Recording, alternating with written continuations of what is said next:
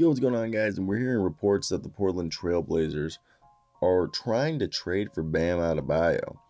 This is coming from a report from Jake Fischer of the Yahoo Sports.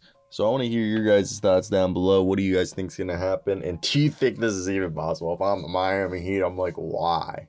You want to take on some extra salary? But let me hear your thoughts, Blazers fans, and let's get right into it.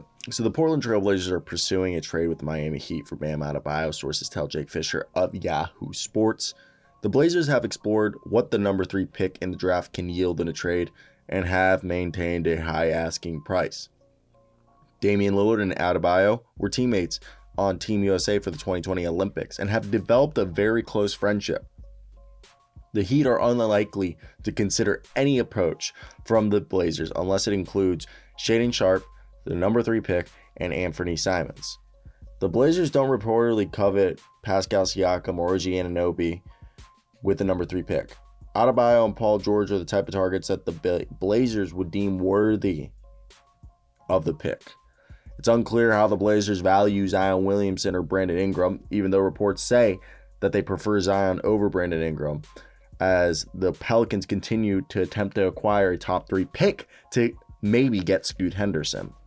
Now, I do want to say that it is interesting when you look at the Trailblazers' salary, that this is a team salary-wise that they can bring in Adebayo easily with Anfernee Simons' contract. And it comes down to, what do the Heat want?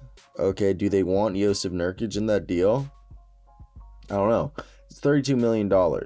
My assumption is they would say, I just don't see it happening personally.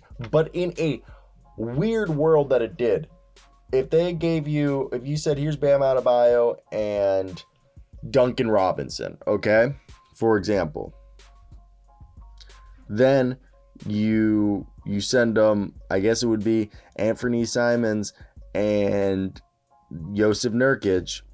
Maybe you package in there